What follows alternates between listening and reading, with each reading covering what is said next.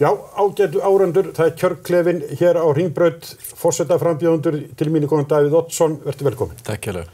Mér langar að spyrja þig, Davíð, að í ljósi, fyrir starfa fyrir Sjálfstæðisflokkinn og hvort að hérna með ekki að það komi til að hafa ykkur áhrif á því vantilega verið fyrsta verk forseta eða eitt af fyrstu verkum að fela ykkur stjórnarmyndunar umboð. Myndi það ekki hafa áhrif á þig vegna tengslaðina við flokkin? Það held ég ekki frekar en Ólafur Ragnar sem var formaður Alþýðubandalagsins. Það er til hálfu ári áður en hann var forseti, eitthvað svoleiðis. En það er nú 11 ár síðan ég var í forystu fyrir Sjálfstæðisflokkinn og þannig að ég sé ekki að það muni breyta neinu. Forseti á að meta það hverjir geti mynda stjórn og hvers konar stjórn er líklega til að halda og standa og skapa stöðuleika.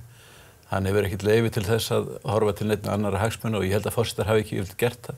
Allir hafa þeir verið hver með sínum hætti pólitískir, við erum öll pólitísk og Ásgeir hafði náttúrulega Ásgeirsson verið forsætisráðherra og þingforseti og hvaðina, bæði reynda fyrir Framsókn og Alþýðuflokk. En hann var aldrei sakaður að hafa dregið neitt taupin eins eða eins og ég held að... Nei, ég spurði bara, heldur það sé erfitt fyrir því? Nei, það er ekkert erfitt fyrir mig. Ekki heldur það að Bjarni Benediktsson hefur sem sagt lýst yfir stuðningi við þig og fagna framboðinu? Já, hann gerði það þegar hann spurði persónulega, en ég hefði ekki talað við hann eins og menn tóku nú eftir þegar ég kynnt þetta hjá Páli. Nei, en hann sagði samt sko... Já, hann var spurður og var nú lengi svona að formúlera það. Þannig það er auðvitað kjósa menn eitthvað í kjörklefa. En tókstu þetta ekki sem opinbera stuðningsyfirlýsingu við þig? Ekki fyrir hönd flokksins. Nei. Alls ekki? Nei. Það hefur hann ekkert leyfi til að gera gæt flokksmönnum. Nei, en nú þú... Þeir mega kjósa hvað sem þeir vilja. Já, þú nefndir að aðrir forsetar hafi svo sem verið pólitískir, en þú er náttúrulega svona slærað öll met í því. Þú hefur verið lengur forsætisráðherra en nokkur annar maður. Já. Og þannig að þú ert svona, kemur úr miklu pólitísku landslagi. Þá langar maður að spyrja þig að sko kostninga, ég að segja, reynsla Sjálfstæðisflokksins sem nú mikið tilorðið, kannski þú hefur kannski þátt í að skapa, er það ekki? Þú ert nú búin að vast, þó sé 11 á liðina, þá náttúrulega fórst í marga kostninga fyrir flokkinu og vannst flestar ef ekki allar. Finnst þér að gera svona tilkall til að þú fór að njóta þeirra reynslu sem inn í valöld í þínu framboði? Nei, þetta ger ég ekki og ég reynda myndi ekki vita hvernig Valhöll myndi duga ef hún ætlaði að fara af stað að hjálpa einhverjum forsetefni. Ég held að það myndi ekki hjálpa neinum í sjálfu sér. Þetta lítur allt öðrum lögmálum.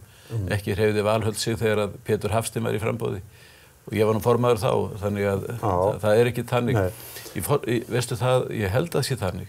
Ef að pólitísku flokkur núna, það gerðist síðast 1952. Já, það er ár og dagar síðan og alltaf flokkarnir verið fyrir hendi. En ef að stjórnmálaflokkur fær að beita sér, þá það fyrst í uppreisn innan þess flokks sem myndi skaða hann sjálfan, en það myndi líka skaða viðkomandi frambjóðanda. Þannig ég held að engin pólitísku flokkur muni gera það. Ég sé til dæmis að þegar maður horfir á fólki sem mætir hjá Guðna, þetta mest samfylkingarfólk, maður sér það, ekki þetta mér í huga að samfylkingi muni beita sér fyrir Guðna. Þetta það í huga? Nei, en þú náttúrulega búin að vera lengi í sér barði. Einhverjir sem þú saknar, einhverjir sko samherðinni sem hafa ekki komið til þín? Ertu búin að gera liðskonni? Nei, ég hef ekki gert það. Menn geta skoðað þeir sem fáðu kannanir. Það spurt gjarnan hvað kaust í síðustu kosningu við ætlar að kjósa næst og svo skrá menn niður hversu hlutfallið hátt af mönnum í þessari könnun seinustu sem var svolítið síðan einhvern dagar, 5-7-8 dagar, það var ekki sagt að 55% sjálfstæðið mann ætlaði að kjósa mig. Kannski fannst mér svo mæring lág, skilur við, en þannig að þú sér að flokkurinn ekkert að hreyfa sig. En mér langar að spyrja þig, að því að þú ert nú eins og kom nú fram að þú ert reyndur maður. Í byrjun febrúar 2004, þá varst þú einn að handhöfum forsetavalds og þið boðuð til ríkisráðsfundarins láta Ólaf Ragnar Grímsson forseta vita. Sérðu eftir á hafa gert þetta með þessum hætti? Nei, ég ert að segja það, en ekki verið látið vita. Já, ég las bara í Morgunblaðinu að hann hefði frétta eftir á, eða eftir að var allt ef að búa ákveða fundinn. Já, hann var staddur á skíðum erlendis, eins og þú manst. Já, ég er nýbúinn að lesa mig til þetta, en ég las að þannig að... Nei, hann var staddur á skíðum erlendis og það er mjög algengt ef að ríkisráðsfundur yfirleitt haldinn þegar forsetinn í burtu. að þá hann bara haldinn. Það verið haldinn fjöldi ríkisársfunda og forseti hafi verið viðstaddur, auðvitað færri í seinni tíð. Já, hefur setið fleiri þannig fundi? Nei, ég hef ekki gert það. En í sögunni þá hefur ríkisársfundir verið haldið mjög oft þó forseti hafi verið fjarri og einmitt af því hann var fjarri. En það náttúrulega auðvitað þannig núna að flugsamgöngur eru þannig að menn komast hraðar heim. En þetta var ekki ríkisársfundur sem var að taka mikilvægar ákvarðanir. Þetta var svona liður í prógrammi, menn höfðu gert ráð fyrir ríkisársfundi á þessum tíma. Ólafur var samt erlendis þegar þetta var, kannski ekki talið að þetta skipti neinu máli. En á þeim tíma duldist engum að það var svolítið kalt á milli þín og Ólafs, ára fjölmiðlalögin voru búin að vera þarna í þekki og það var kalt á milli ykkar. Já, það sem mest hefur rætt á undanförnu, eins og þú kannski tekið eftir, og komið fólki mest og óvart, hvað það var gott á milli okkar Ólafs. Ekki 2004? Nei, ekki það augnablikki og ég hef sagt að við höfum verið mjög oft ósáttir eða ósammála gegnum tíðina. En það sem hefur komið fólki mest á óvart, held ég, að bæði hvað Ólafur hefur sagt og ég hef sagt, okkur borðið algjörlega saman, að það var það var fréttin. Það vissu allir, við vorum andstæðingar í stjórnmálum, forðum tíð og tókust hart á. En einmitt þetta sem þú ert að svona fisk eftir Hvort þér hafi ekki, ég er ekki að fisk eftir neinu þetta, ég bara spyrja þig. Ég bara segja svona, ég verður að klára þetta. En einmitt það sem ég svona lít þannig að fisk eftir, það er ekki ljótt við það umræðastjóra fisk, það er bara sjálfsagt. En það sem kannski kemur mest og óvart og hefur verið í fréttunum, hvað samstarf okkar Ólafs var þægilegt og ágætt í alla staði. Auðvitað vorum við ósáttir mál eins og fjölmiðlalögin. Þetta fjölmiðlalögin fór aldrei til þjóðarinnar, þetta var ekki málskots réttur því að það var aldrei... Það reyndi aldrei á það? Það var aldrei reynt á það. Nei, en mér langar að spyrja þig að öðru máli sem að því nú er Davíð Oddsson í framboði með alla þá reynslu og aðkomu að ríkismálu sem hann hefur gert. Sú ákvörðu þín og Halldórs Ásgrímssonar að setja ykkur á listina fúsu þjóða varðandi innrásin í Írak. Heldur þú að það, Davíð, geti komið til með að hafa ykkur áhrif á það að verður forseti og fara að tala fyrir okkar munn á erlendri grundu að eins og við vitum að það verður að reyna að leita að málsókn gegn Tony Blair, óttastu að þetta mál verði upphafið ef þú verður forseti og kemur? Þetta er mjög í hug, það er dálítið fjarlægt og langsótt hvernig liðið þá Dönum. Danir fóru í stríðið sem við gerðum ekki. Danir sendu herþotur með Tony Blair og George Bush og bombarderuðu Írak sem við gerðum ekki. Við tókum engan þátt í ákvörðunum stríðið en þeir sem hafa verið að afflytja málið hafa talað það. Bandaríkjumenn og Bretar og Danir og Belgar og fleiri ákveða að fara í stríð við Írak. En þú við opnuðum án allrar samþykkis okkar. Eftir að þessar vinaþjóðir okkar höfðu farið í þessa styrjöld, þá var spursmálið á hvorri hliðin áttum við að vera. Áttum við að vera með Saddam Hussein eða styðja gamlar vinaþjóðir. Og við lýstum þó yfir að eftir að stríðið var hafið, að við værum auðvitað í stuðningshópi okkar vinaþjóða. En má ég benda þér á, það er svo skrítið hvað menn tala Núna erum við í 62 liða stríðshópi í Miðausturlöndum. Ísland er þáttakandi þar, ekki sem stuðningsaðili, heldur sem hluti af stríðshópnum. Ég veit ekki til þess að það verið nokkru sinni rætt í Alþingi, en Íraksstríðið, þar að segja að við værum í hópi hinnar staðföstu þjóðar sem studdu hefðbundnar vinaþjóðir, það var rætt 1,5 mánuði fyrir kosningar og það í sjónvarpi kvöldi fyrir kosningar. Þannig allt láði þetta á borðinu fyrir almenningi í landinu. En áttuðu ekki þá bara stjórnskipunar vegna að hafa samráð við utanríkismálanefnd, svona eftir á hyggja Davíð? Nei, þessi yfirlýsing, eins og þú veist, var eingöngu pólitísk yfirlýsing. Í henni bara það að við tækjum frekar afstöðu með Bandaríkjunum og Bretum, heldur en Saddam Hussein sem hafði myrt 300.000 Kurda, konur og börn með eiturgasi. Flesti myndu nú taka afstöðu með Bretum og Bandaríkjamönnum frekar heldur en Saddam Hussein sem myrti konur og börn með eiturgasi. Já, látið þetta, svarið þetta komið. Svona er þetta. Já, en mér langar, nú er mikið rætt og flesti frambjóðendur, ekki þú held ég, en flestir að tala að þurfa að breyta stjórnarskráni. Þú talar, ég hef nú skrifið inn í Morgunblaðinu, þú kallar þetta lýðveldi stjórnarskrána sem er í gildi núna og þið ekki vænt hana, er það ekki? Jú. Ég skilði því rétt þannig. Já. En finnst þér komandi greina að breyta henni, til dæmis eins og núna liggur fyrir í stjórnarskrárnefndinni, auðlindaákvæðinu, að auðlindirnar verði samvík þjóðarinnar og þú hefur lesið þetta breytingaákvæði? En þú veist líka að ég hafði forgöngu það að breyta stjórnarskráni í mörgum efnum. Já, ég veit, já. Og mannréttindakaflan ekki á þínu tíma? Jú, það á mínum tíma. Og það var mikilvægur kafli og reyndar fleiri þætti sem ég ætlum ekki að fara að rekja núna í smáatriðum. En þannig nákvæmlega eins og við gerðum það á að breyta stjórnarskránni. Það var gert í algjörri sátt í þinginu, þessar breytingar. Við unnum að þessu, Geir Haarde var í forustum fyrir okkur og við unnum að þessum breytingum í algjörri sátt og með alla fræðimennina með og fórum í gegnum allt. En núna, finnst þið komið til greina að breyta til þess þessu og ákvæðinu þjóðaratkvæði eins og stjórnarskrárnefndin? Auðvitað getur það komið til greina og nefndin hefur lagt það til en ég skil það þannig að það sé, og auðvitað það sé nefndi áðan hvernig við gerum þetta, að það sé engin samstæðum það í þinginu. Nei, en sá sem er síðast eða tregastu til á hann að ráða för þegar verið að tala ef það mikill vilji til breytinga. Nei, það ekki svolítið hættulegt? Já, það er nú ekki, en þetta var sameiginleg nefnd. Já, ég man þetta. Núna síðast. Það er sameiginleg nefnd, allra flokka, og hún komst að niðurstöðum þessi 3 atriði, hvað það var, sem þið vildu breyta. Og þá finnst manni svolítið skrítið, þegar eftir langa mæðu eru allir fulltrúar flokkana búin að komast að niðurstöðu, að þá skuli verða andstaða við það í kannski flestum flokkum stjórnarandstöðunar. Ég held ekki Vinstri grænum. En bæði Píratar og Samfylkingin á móti. Þeir vildu hleypa málinu áfram, voru það ekki rökin þeirra til þinglegri meðferð? Já, það ekki nóg til að klára máli. En það voru sem sagt samstaða í nefndinni og menn eru búin og þá alltaf þannig að til þess að ná samstöðu að þá eru sumir búin að gefa eftir við hina fulltrúana. Og þá finnst mönnum þeir sé að hlaupa frá þegar máli fer svo inn í þingi og þá vilja menn togi meira. Þannig, en þegar við breyttum stjórnarskránni, þá var þetta gert mjög örugglega og þannig á að gera það. Þannig ég get alveg hugsað mér að breyta stjórnarskránni, þá að gera í góðri sátt við þjóðina og ekki nefnum vitleysiskap. Innan þingflokka, milli þingflokka líka, innan alþingis. Innan alþingis og fá þjóðina með. Það er mjög mikilvægt. Herru, tíminn að hlaupa frá okkur og ég á eftir að fá þau aftur vonandi. En mér langar að spyrja einu. Þú sagðir í upphafi baráttunnar að þú hefðir enga sérstaklega metnað til gegn embætti forseta. Hefur það breyst? Það er nú reyndar þannig að sumir sem hafa komið til mín á kosningaskrifstofuna, þeir hafa fundið að þessu orðalagi. Og það sem og ég kannski ekki tala nógu skýrt í, það sem ég var að segja, ég væri ekki að gera þetta af persónulegu metnaði, ég hefði ekki tifandi metnað fyrir því að verða forseti og fá þann titil eða þess háttar. Það var ég að reyna að segja.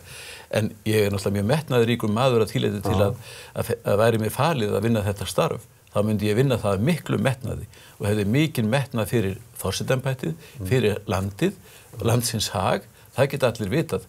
Ég er mjög metnaðaríkur maður í því starfi sem ég vinn. Hvaða starf sem það er, hvort sem ég var leikhúsritari, leikfélagi Reykjavíkur eða ritstjóri Morgunblaðsins. Ég er mjög metnaðaríkur í starfi. Ég var bara að segja að þetta væri ekki svona metnaður bara til að fá að vera að dingla mér. Að dingla mér einhvers staðar. En þetta er gott að spyrja mig þetta því að margir sem hafa komið á kosningaskrifstofuna sagt þú að hafa metnað í þetta og ég að verða forseti, ég sagði já, ég hef það að leiðu ég búin að bjóða mig fram en menn sjá það nú, ég hef unnið heilmikið í kosningabaráttunni mjög mikið, farið víða og hitt mjög mikið af fólki og er að halda því áfram. Þannig ég hef mikið metnað, en ég hef ekki metnað til þess að dingla mér, ég hef metnað til þess að embættið gangi vel. Nú er tvennt gest hjá okkur. Við erum búin að sprengja tímann og ég var helminginn heimavinnur minn eftir, hann ég þarf að hitta það aftur. Gott, takk kærlega. Og hér á eftir verður Linda Blöndal með annað viðtal.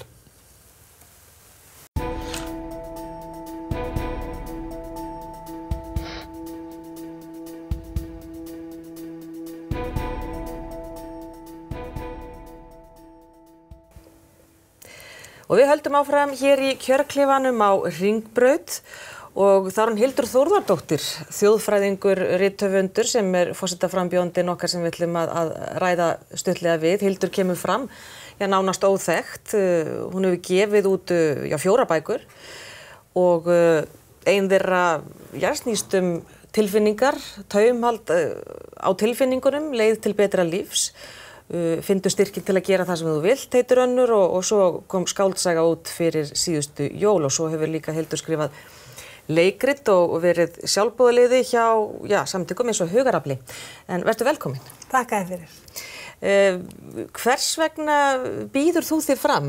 Nánast óþekkt kona og mælist ekki með mikið fylgi, en hvers vegna ertu í framboði? Já, þetta algjör hugsjón hjá mér. Ég vil leggja mitt af mörkum til að búa til betra samfélagi, eða stuðla að betra samfélagi. Við getum ekki öll bara setja í sófunum heima og hugsa, þetta svo ömurlegt samfélag og hvart, við verum að gera okkar hlut, við verum að leggja okkar af mörkum til að gera eitthvað. Ef þú vilt breyta einhverju, þá gerur það sjálf. Og ég hef líka verið að skrifa þessar sjálfstyrkingabækur, þar sem ég segi finndu styrkina til að gera það sem þú vilt, stattu með sjálfri þér, vertu sterk og flott. Og að konur finni styrkin til að stíga fram og vera þær sjálfar og að karlmenn finni mýktina til að og elska og allt svona, þannig búum við til betra samfélag. Að þess að konur finni styrkin sinn, karlmenn finni mýktina, þannig finni jafnvægi. Þetta ekki spurningin að konur séu sterkari eða karlar sterkari, heldur ætlum við að hafa jafnrétti þar sem allir eru jafn. Þeir eru mjög umhugað kynjajafnrétti, en hvernig sérðu fyrir þeirra Bessastaðir að forsetaembættið og þú þar komið þessu til leiðar? Já, það sem mér langar að bæta það sem að vel er gert í samfélaginu, leggja áherslu á það og líka náttúrulega benda það sem betur mætti fara, en líka að það sem ég brenn fyrir er líka friður í heiminum, að forseti beiti sér fyrir friði og alþjóðavettvangi. Mér finnst vera sóun á forsetaembættinu ef manneskjan sem situr þar er ekki að beita sér fyrir friði. Af því að við erum ekki með her, við erum ekki með vopnaframleiðslu, þannig að við höfum enga hagsmuni af stríði og þess vegna verður rödd okkar að heyrast. Þannig að þú vilt ytta þessa ímynd Íslands sem forseti? Algjörlega.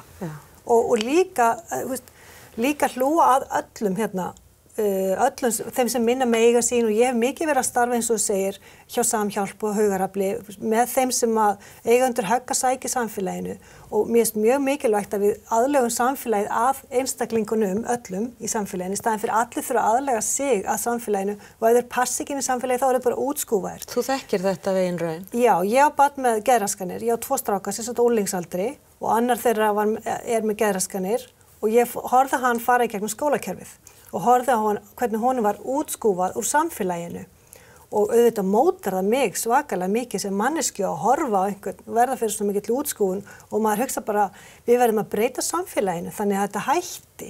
Þú skrifar mikið á Facebook síðuna þína og skrifar yfir höfuð mikið, þú birtir greinar, þú ert mjög gagnrýnin á hvernig bara samfélagið er uppbyggt, og ef ég vitna hér í til dæmis þú skrifar að við viljum búa hér til nýtt og betra samfélag þar sem að ríkir jöfnuður, réttlæti, gagnsæi, heiðarleiki og traust, þá kjósum við manneskju eins og mig sem sér í gegnum vittleysuna. Þú orðar þetta svona, hvaða vittleysu ertu samt að tala um? Já, og ég skrifaði líka aðra grein um þetta sem heitir forræðishyggja og óttastjórnun.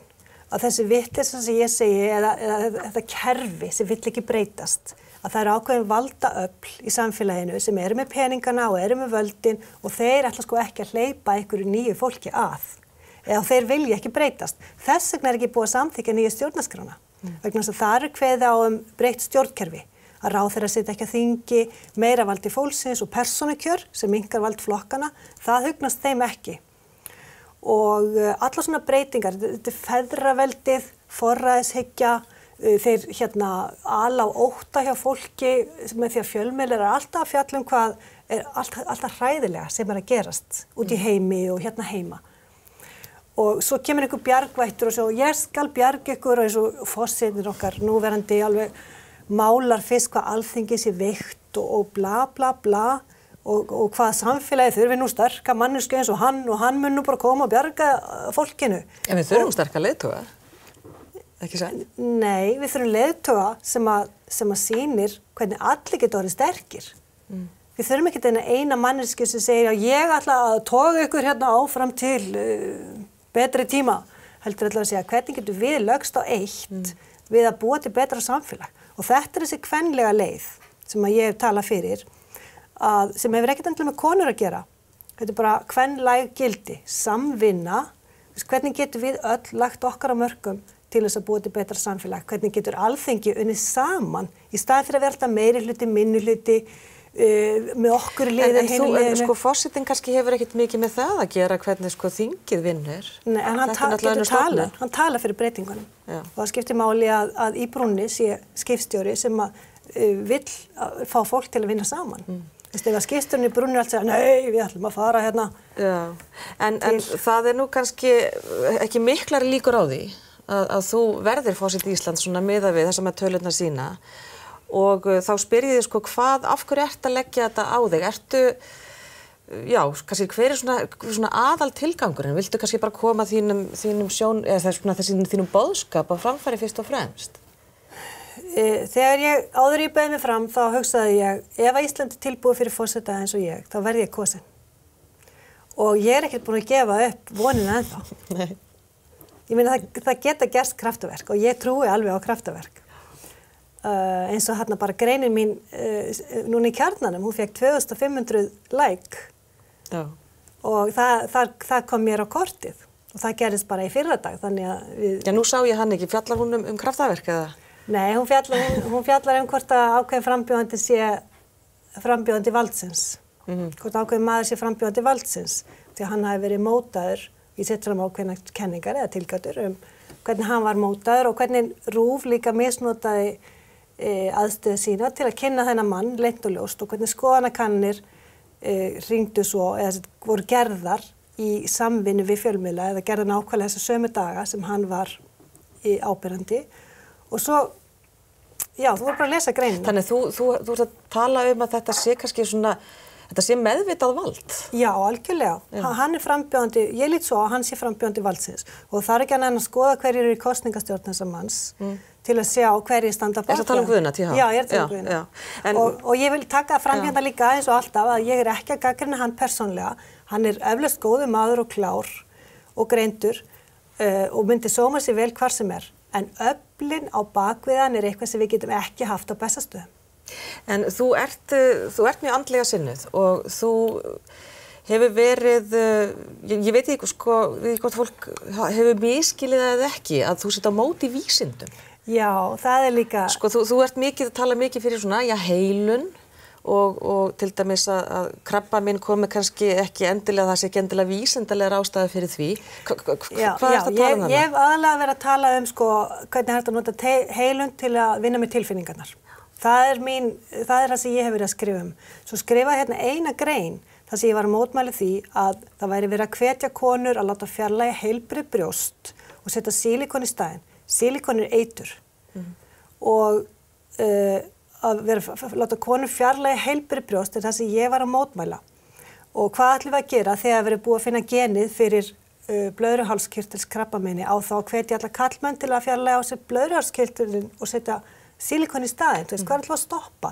Þegar við búum að finna genið fyrir lungnakrabbameini, þá ætlum við að fá sér sílikonlungu, skilurðu? En þetta er bara framþróun vísindanna, ég meina þannig að erfitt að vera á móti henni. Vísindin eru ekkert hafin yfir gagnrýni. Vísindi hafa haft rangt fyrir sér. Og áður en fyrir að fjarlægja heilbrigða líkamshluta, þá getum við nú aðeins farið að hægja á og skoða aðra möguleika. Og vísindin hafa ekkert viljað rannsaka orkulíkamann, eða ekki vísindin hérna í Íslandi, í útlöndum eru rálega verið að vinna mikið með orkulíkamannum og sjáum bara eins og í Mayo Clinic sem sem mikils metin rannsóknarstofnun á læknavísindasviði í Bandaríkjunum. Þar nota þeir heilun meðfram krabbameinslækningum. Þeir nota kímóþerapíu og geislameðferð og svo heilun til að vinna með aukaverkanirnar því þær eru svo erfiðar og heilun hjálpar sjúklingum. Þannig að ég alls ekki að segja að konur ekki að fara í brjóstaskoðun eða við eigum að sleppa þessum hefðbundnu vísindi. Ég miklu frekar tala fyrir samtvinningu á þessu tvennu. Nota þetta saman og það er algjörlega sem ég stend fyrir. Alltaf að skoða allt, taka það best úr öllu. Já, þú kynnir þér hugmyndir mikið erlendis frá. Þú hefur búið í 2 ár í Bandaríkjunum og 2 ár í Bretlandi við nám og störf. En áður en tíminn okkar verið búin. Þú ert búin að fara nánast allt land og hitta fólk. Hvernig hafa viðbrögðin verið? Hvaða spurningar færðu frá fólki? Aðalega. Já. Hver ertu? Hvaða spurningar ég fæ? Mér finnst bara að fá mjög góð viðbrögð og þegar ég segi hvað ég stend fyrir, að nýja stjórnarskráin í gegn, breyta stjórnkerfinu, að ég sé ekki tengd neinu stjórnmálaöflum og ekki neinu fjármálaöflum, þá segir fólk bara já, þú ert nákvæmlega sem við þurfum. Já. Þannig ég fæ bara jákvæð viðbrögð. Sumir náttúrulega að segja já, nei, við verðum að hafa hérna, gamla kallinn áfram eða eitthvað svona, feðraveldis hugmyndir. Já. En þetta er náttúrulega lýðræði og allar hugmyndir eru í lagi. Já. En spyr fólk þig út í það kannski hvort þú hafi einhverja reynslu af því að þegar að stjórnarmyndunarviðræður eru og það getur orðið erfiðar, spyr fólk þig út í svoleiðis? Nei, fólki lítur ekki þannig á að forseti eigi að vera mikið að vasast í því. Nei, en það er hlutverk samt. Já, en forseti þarf miklu frekar að vera málsvari fólksins og hugsa fólk. Sko, núverandi forseti er stjórnmálafræðingur og það endurspeglar mikið hvernig hann hefur mótað embættið og hvaða athygli hann fær. Já. Ef ég sem þjóðfræðingur fengi allt öðruvísi athygli í embætti heldur en hans er stjórnmálafræðingur. Hann er mikið þess að ég segi að koma að ótta hjá fólkinni og kemur svo sem bjargvættur alltaf í þessum pólitískum hildarleikjum, eins og ég segi. En þetta þarf ekki að vera svona mikið mál. Ef að þingmenn læra bara að vinna saman, ég er mjög fylgjandi þjóðstjórn eða vel fagráðherrum, þannig að þetta sé ekki alltaf þessi eilífa tókstreita og tökum það besta. Já, ég vil betra samfélag. Frið í samfélaginu, frið í öllum, frið allstað. Hildur Þórðardóttir, þjóðfræðingur og forsetaframbjóðandi. Ég þakka kærlega fyrir komuna. Já, takk fyrir að bjóða mér. Það er stætt að koma. Takk. Og kjörklefanum lokar hér með og við verðum aftur með hann opinn að nokkrum dögum liðnum.